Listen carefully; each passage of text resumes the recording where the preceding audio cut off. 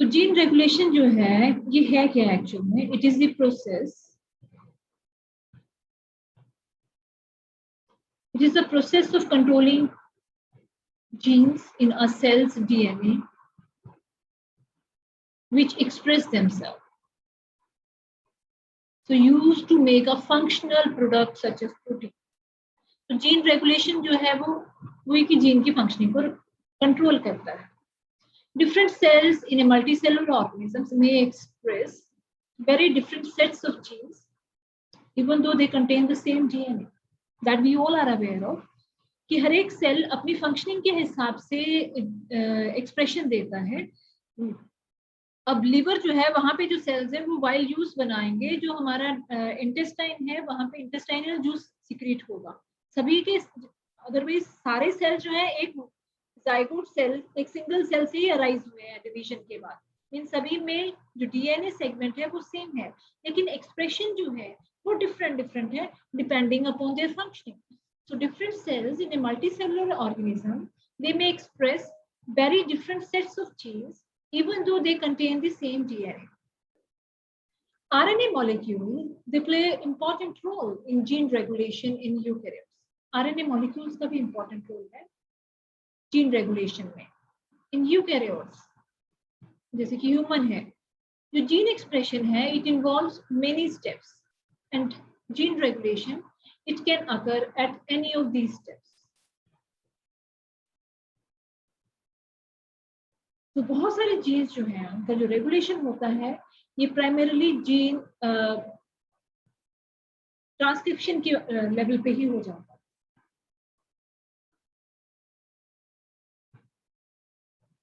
Eukaryotes, they do not have a typical operon as found in bacteria.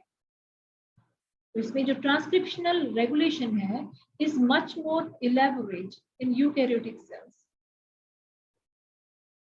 कैसे involving many more regulatory proteins and DNA control elements. तो इसमें जो regulation है उसमें क्या होगा, बहुत सारे प्रोटीन्स इन्वॉल्व हैं और DNA control elements involve. Eukaryotes में जो जीन एक्सप्रेशन है it is controlled by histones which are associated with DNA. Histones भी अपना रोल प्ले करते हैं. These are the proteins present in the DNA. Regulation of gene expression. So when we talk about regulation of gene expression in case of eukaryotes, इसके different levels हैं. Transcription level पे हमने कह दिया कि ये सबसे common type of regulation है जो transcription level पे होता है. तो transcription of RNA इस level पे होगा. Then processing of RNA transcript, then at transport of RNA out of the nucleus, वहाँ पे regulation, then translation of mRNA, then degradation of mature RNA and degradation of protein products. So these are the 6 ways through which gene regulation takes place in case of eukaryotes. So as we have discussed now, here you can see ये है mRNA. This is mRNA. कहाँ से बना? DNA से बना. तो DNA से जब प्राइमरी ट्रांसक्रिप्ट बना mRNA का, सो ये ट्रांसक्रिप्शन रेगुलेशन आ. फिर RNA प्रोसेसिंग में जब वो ट्रांसक्रिप्शनल जो प्राइमरी ट्रांसक्रिप्ट था RNA का उससे mRNA बना, जो फंक्शनल mRNA है वो बना. So that is through this process, and which is regulated by, that is by the processing regulation of RNA processing. RNA processing को रेगुलेट करता है, तो वहां पे भी कंट्रोल मैकेनिज्म है. फिर अब mRNA जो है वो न्यूक्लियस से बाहर आ गया साइटोप्लाज्म में. साइटोप्लाज्म में जब mRNA आया तो उसके ट्रांसपोर्ट के टाइम पे भी रेगुलेशन का एक मैकेनिज्म, उसको वहां पे भी रेगुलेट किया जाता है. अब mRNA जो है उसका डिकम्पोजिशन भी हो जाता है, उसको डिकम्पोज भी किया जाता है, एक्टिवेशन और डिग्रेडेशन. तो ये तो यहाँ पे ये वाला मैकेनिज्म अप्रोच हो जाएगा. सेकेंड है ट्रांसलेशनल रेगुलेशन. जब उसने प्रोटीन बनाया उस टाइम पे एक रेगुलेटरी प्रोटीन ने उसको रेगुलेट किया, so that is the translational regulation. Another one is कि जो प्रोटीन है उसकी एक्टिविटी को रेगुलेट करना, क्योंकि फर्दर प्रोटीन्स जो है वो एक्टिविटीज करती हैं। जो भी एक्सप्रेशन है हमारी बॉडी के या किसी भी बॉडी के, किसी भी प्लांट के या एनिमल के, वहां पे जो एक्सप्रेशन है it is regulated by the proteins which are synthesized under the influence of information coded on mRNA, and which mRNA is transcribed from DNA. DNA से mRNA, mRNA से प्रोटीन, प्रोटीन के बाद वो एक्सप्रेशन आएगा। तो इसी में प्रोटीन एक्सप्रेशन दे रहा है, अपनी एक्टिविटी शो करे, वहां पे भी रेगुलेशन। अब हमने ट्रांसक्रिप्शन कंट्रोल की बात की। तो जो ट्रांसक्रिप्शनल कंट्रोल है ये दो लेवल पे है, at gene level, at chromosome level. Gene level पे क्या है कि जो प्रोटीन कोडिंग जीन्स हैं of eukaryotes, they have two type of controlling sequences, promoter elements and enhancer elements. Eukaryotes में दो टाइप की कंट्रोलिंग सीक्वेंस है, प्रमोटर एलिमेंट्स है और एनहांसर एलिमेंट। अब हम देखते हैं कि इसमें प्रमोटर एलिमेंट्स कैसे हैं। यहाँ पे जो प्रमोटर एलिमेंट्स हैं वो अपस्ट्रीम लोकेट करते हैं, they are located upstream of initiation site of coding gene. Some promoters they identify the point of initiation of transcription. Transcription के पॉइंट ऑफ इनिशिएशन को वो आइडेंटिफाई करते हैं। दूसरे प्रमोटर्स जो हैं they are regulatory and control transcription. वो regulatory function show करते हैं और वो ट्रांसक्रिप्शन को कंट्रोल करते हैं। Transcription factors binds to these promoter site. तो ये जो ट्रांसक्रिप्शन फैक्टर्स हैं वो प्रमोटर साइट के साथ बाइंड करते हैं। And some of these promoter elements they may produce positive regulatory proteins, जिसको positive regulatory elements कहते हैं, and activate transcription of structure genes. तो ये जो promoter elements हैं ये केवल एक स्पेशल टाइप की प्रोटीन भी बना देते हैं जिसको पॉजिटिव रेगुलेटरी एलिमेंट कहते हैं, और ये स्ट्रक्चरल जीन जो है उनके ट्रांसक्रिप्शन को प्रमोट करते हैं। कुछ और प्रोमोटर एलिमेंट्स जो हैं वो नेगेटिव रेगुलेटरी प्रोटीन बना देते हैं और वो ट्रांसक्रिप्शन को ऑफ करते हैं। तो मींस ये प्रोमोटर एलिमेंट्स जो हैं ये किसी भी स्ट्रक्चर जीन की फंक्शनिंग में ऑन करने का और उसको ऑफ करने का काम कर सकते हैं। जब ये ऑन ऑफ की हम बात कर रहे हैं तो हम जीन रेगुलेशन, जीन एक्सप्रेशन की रेगुलेशन की बात कर रहे हैं। अब है एनहांसर एलिमेंट। हमने कहा कि जो प्रमोटर एलिमेंट है वो अपस्ट्रीम है। एनहांसर एलिमेंट्स जो हैं दे आर लोकेटेड इधर अपस्ट्रीम और downstream of the initiation point, दोनों साइड हो सकते हैं। Specific regulatory proteins binds to enhancer element and activate transcription through their interaction with proteins bound to promoter elements and proteinins. तो जो enhancer elements भी हैं उनके साथ रेगुलेटरी मीन स्पेसिफिक जो रेगुलेटरी प्रोटीन्स हैं वो enhancer एलिमेंट के साथ बाइंड करेंगे और ट्रांसक्रिप्शन को एक्टिवेट कर देंगे। हिस्टोन प्रोटीन्स जो हैं दे एक्ट एज रिप्रेसर। कैसे? by combining with DNA and enhancing the coiling of chromosome. Chromosome coil कर गया। क्रोमोसोम फंक्शन कब करेगा? जब वो स्ट्रैंड बनाएगा, अनबाइंडिंग होगी, आरएनए बनेगा। अगर जब वो हुआ ही बड़ा कॉइल्ड है तो फंक्शनिंग उसकी बंद होगी। Preventing strand separation of DNA, strand की सेपरेशन को ही प्रिवेंट कर देता है and directly interfering with RNA polymerase. RNA polymerase की भी फंक्शनिंग को डायरेक्टली इन्फ्लुएंस करता है। ये तो था जीन लेवल पे। जीन लेवल पे हमने देखा कि प्रोमोटर एलिमेंट्स थे और एनहांसर एलिमेंट्स। अब हम देखेंगे क्रोमोसोमल लेवल पे क्या है। जो क्रोमोसोमल लेवल है it involves following: interaction of histones and non histones with DNA. Histone और नॉन हिस्टोन का क्या इंटरेक्शन है डीएनए के साथ? DNA sensitivity and gene expression, decrease in DNA methylation, steroid hormone regulation of gene expression. So these are the 4 pathways through which gene expression is controlled at chromosomal level.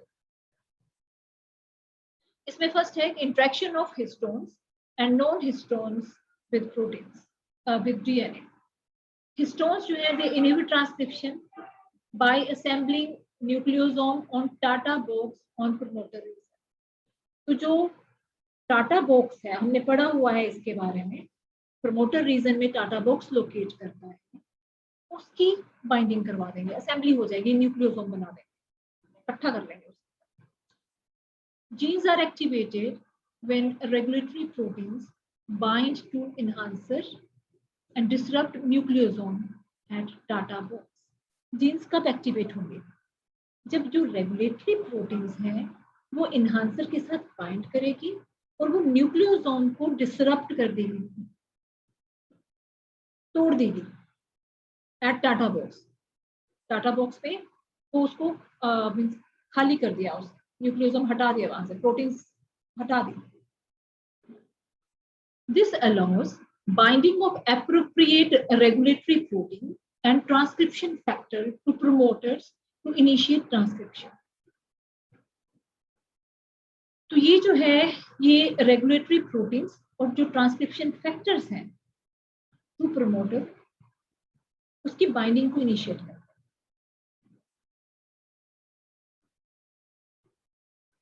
और वो initiate करता है transcription. Non-histone proteins और acidic proteins they inhibit separation of strands of DNA molecules and stabilize DNA. Non-histone proteins जो है वो strands को अलग ही नहीं होने देते. अलग नहीं होगा तो फिर ट्रांसक्रिप्शन नहीं होगा, तो जिससे क्या हो गया, डीएनए स्टेबल हो गया. वो नहीं कर रहा है काम, नहीं करना उससे, कंडीशन से. तो यहाँ पे भी रेगुलेशन हो गया, जीन एक्सप्रेशन यहाँ पे भी रेगुलेट हो गया कि ये जो नॉन हिस्टोन प्रोटीन्स है उसको फंक्शन नहीं करने दे. अब DNA sensitivities and gene expression. Transcriptionally active chromatin has looser DNA protein structures which are more sensitive to digestion with DNase 1. तो इस चीज का ध्यान रखना कि जो ट्रांसक्रिप्शनली एक्टिव क्रोमेटिन है उसमें लूजर डीएनए प्रोटीन स्ट्रक्चर है. डीएनए और प्रोटीन की जो बाइंडिंग है वो इतनी ज्यादा स्ट्रॉन्ग नहीं है, वो लूज है. और वो वाला पार्ट जो है it is more sensitive for digestion with DNS 1 enzyme. DNS 1 enzyme जो है जब उसे डाइजेस्ट करता है तो इजीली डाइजेस्ट कर जाता है इस segment. The promoter regions of transcriptionally active genes have even more loose DNA protein structures. Promoter region में और भी loose DNA protein structures होती हैं. And these regions they are called as DNA's hypersensitive sites or hypersensitive regions. Obviously, why they are called so? क्योंकि DNA's ये इसके ऊपर attack करके इसको डाइजेस्ट कर देगा. एनहांसर खत्म, एनहांसर खत्म, ट्रांसक्रिप्शन खत्म. So these are the binding sites for RNA polymerase and regulatory proteins. वो हमने डिस्कस कर लिया हुआ है कि ट्रांसक्रिप्शन में कैसे RNA polymerase बाइंड करेगा, रेगुलेटरी प्रोटीन्स बाइंड करेंगी, तब जाके वो आगे प्रोसीड करता है. RNA polymerase की रीडिंग स्टार्ट होती है.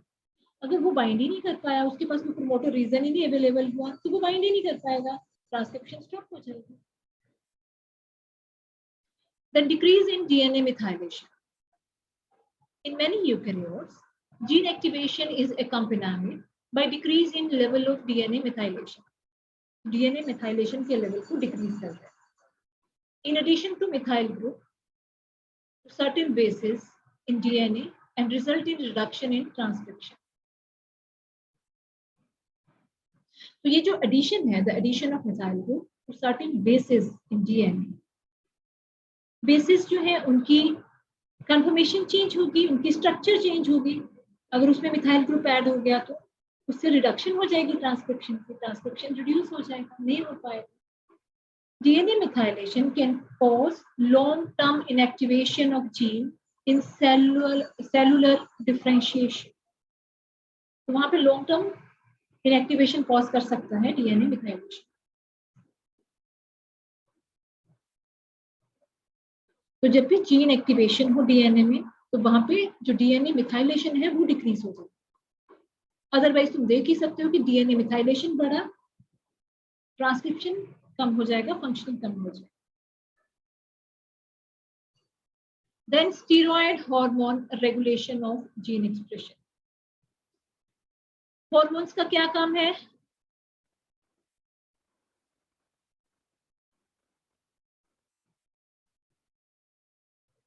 मैं पूछती हूँ बाद में। So hormones जो है they help in short term gene regulation in eukaryotes. Eukaryotes में वो हेल्प करते हैं शॉर्ट टर्म जीन रेगुलेशन। कैसे? जो पेप्टाइड हार्मोन्स हैं, पेप्टाइड हार्मोन्स कौन से होंगे? जो प्रोटीन वाले होंगे।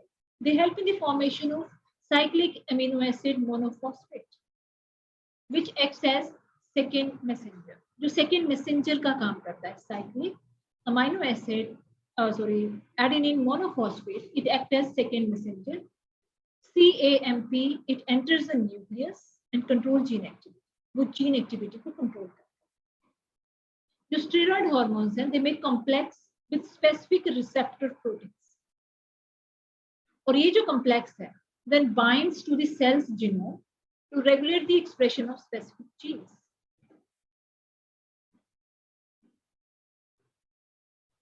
स्टेरॉइड हार्मोन्स जो हैं, they make complex with specific receptor protein, और ये जो स्पेसिफिक रिसेप्टर प्रोटीन के साथ जो उसका कॉम्प्लेक्स बना है वो बाइंड करेगा सेल्स के जीनोम के साथ और उनकी जीन की एक्टिविटी को फिर रेगुलेट करेगा।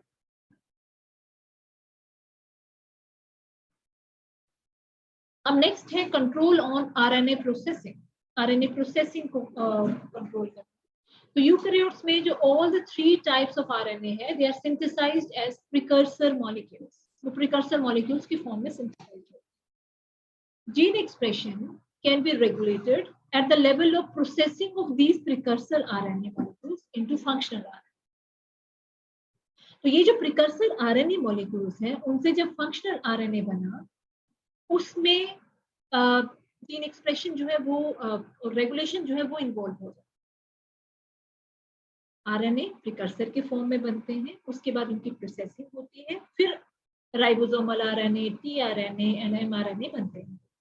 तो जब उनकी प्रोसेसिंग होती है उस टाइम पे भी जीन एक्सप्रेशन रेगुलेट किया जा सकता है। इसमें 2 रीजंस इन्वॉल्व होंगे, 2 रेगुलेटरी एक्शंस जो है वो इन्वॉल्व होंगे। फर्स्ट है choice of supply site. Supply site की चॉइस कितनी है?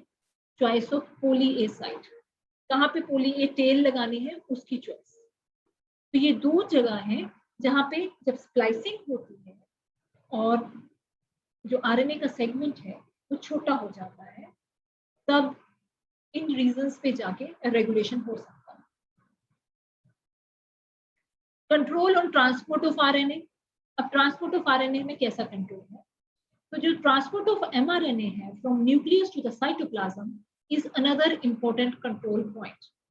ये दूसरा control point. A spliceosome retention model has been proposed for this regulation. अब वो कैसे proceed करता है? The processing of pre-mRNA involves snRNPs. snRNPs means small ribonucleoprotein particles. Processing जो है mRNA की, वहाँ पे small ribonucleoprotein particles involved होते हैं। During processing, pre-mRNA is retained in the nucleus by these small ribonucleoprotein particles forming spliceosome. वो spliceosome बनाते हैं। When all introns they are removed from mRNA, all exons are joined, spliceosomes are dissociated, and free mature mRNA they are released to move out of the nucleus through nuclear pore. हमें पता है कि जो eukaryotes हैं, eukaryotes में जो DNA segment है वो कॉन्टिन्यूस नहीं है, वो डिसकंटिन्यूअस है। उसमें एक्सॉन्स होते हैं, मींस एक्सप्रेशन करने वाले डीएनए के सेगमेंट से, और इंट्रोन्स होते हैं जो एक्सप्रेशन नहीं देते हैं। जब एमआरएनए उनसे ट्रांसक्राइब हो जाता है तो उसमें वो इंट्रोन्स वाले सेगमेंट्स जो है वो बीच में रहते हैं, वो इंट्रोन्स को रिमूव करना होता है। इंट्रॉन्स को रिमूव करके फिर एक्सॉन को जोड़ना होता है। उसके लिए जो एक कॉम्प्लेक्स इन्वॉल्व होता है उसको कहते हैं स्प्लाइसियोसोम। और स्प्लाइसियोसोम कैसे बनता है? स्प्लाइसियोसोम जो है ये इससे स्मॉल राइबोन्यूक्लियोप्रोटीन पार्टिकल्स जो हैं उनकी असेंबली के बाद बनता है और वो उसके रिमूवल में हेल्प करता है। जब एक mRNA सेगमेंट कंप्लीट बन गया, उसमें से इंट्रॉन रिमूव हो गए, उसके बाद वो न्यूक्लियस में से न्यूक्लियर फोर्स से होता हुआ साइटोप्लाज्म। अब है control of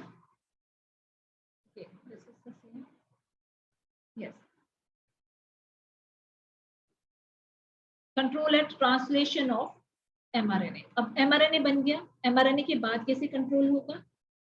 So differential translation of mRNA can also affect gene expression.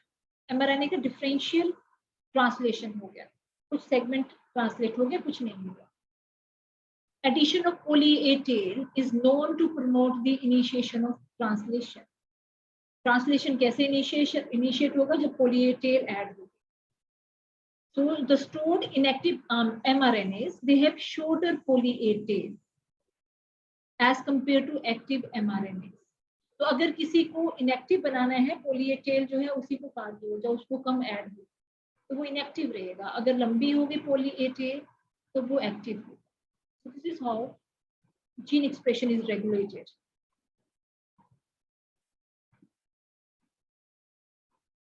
Then mRNA degradation control. So it is a major control point in regulation. Nucleases are responsible for degradation of RNA. हमने कहा कि mRNA को degrade कर दे, खत्म हुई बात। वो कौन करेगा? वो करेगा न्यूक्लियस। न्यूक्लियसेस mRNA को डिग्रेड कर देंगे, उसको उसके कंपोनेंट्स में डिस्ट्रॉय कर देंगे, डाइजेस्ट कर देंगे। So the wide range of mRNA degradation rate is due to the structural feature of individual mRNA. mRNA का क्या स्ट्रक्चरल फीचर है उसके ऊपर डिपेंड करता है। Then protein degradation control है, it operates at post translational level. अब translation तो हो गया, प्रोटीन बन गई, अब कैसे रेगुलेट करें? तब ये वाला कंट्रोल मैकेनिज्म आ जाता है। ये डिटरमिन करता है कि जो फंक्शनल प्रोटीन है उसका टाइम लाइफ स्पैन कितना है, कितने टाइम के लिए वो सर्वाइव करेगी। जैसे आप लोगों को पता है कि जो आरबीसीज हैं they have their own life span, WBC they have their own life span. Obviously जो प्रोटीन्स उनकी फॉर्मेशन में इन्वॉल्व होंगी तो उनका लाइफ स्पैन भी तो वही चीजें रेगुलेट हो रही है, वो पोस्ट ट्रांसलेशनल लेवल पे ही रेगुलेट होता है कि जो फंक्शनल प्रोटीन है वो कितने टाइम तक काम करेगी, कितने टाइम तक फंक्शनल करेगी। So degradation of proteins in both prokaryotes and eukaryotes require protein cofactor ubiquitin. Ubiquitin चाहिए होता है protein cofactor. So binding of ubiquitin to a protein identifies it for degradation by proteolytic enzyme. Proteolytic enzyme से इसको degrade करने के लिए जो यूबिक्विटिन है उसको प्रोटीन के साथ बाइंड करना पड़ता है ताकि वो जो प्रोटियोलाइटिक एंजाइम वो तो प्रेजेंट है सेल के अंदर, वो आइडेंटिफाई तभी करेंगे प्रोटीन को अगर यूबिक्विटिन उसके साथ अटैच्ड हुआ।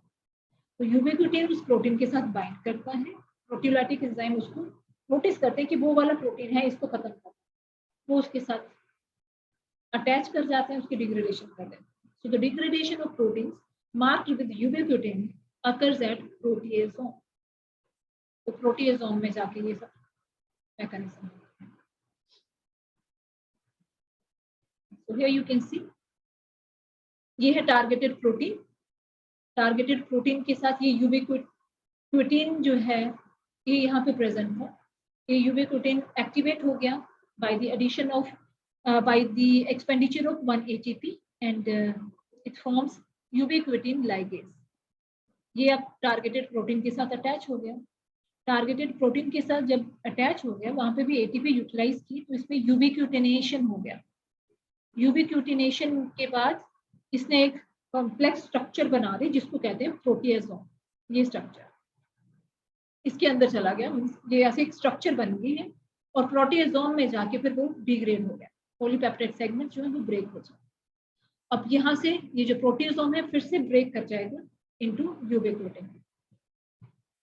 So this is how degradation of protein takes place in a cell. So ये भी different mechanism है जो मैंने अभी आपके साथ डिस्कस किए. डिफरेंट लेवल्स पे जो जीन एक्सप्रेशन का कंट्रोल होता है वो इस चार्ट में भी दिखाया गया है.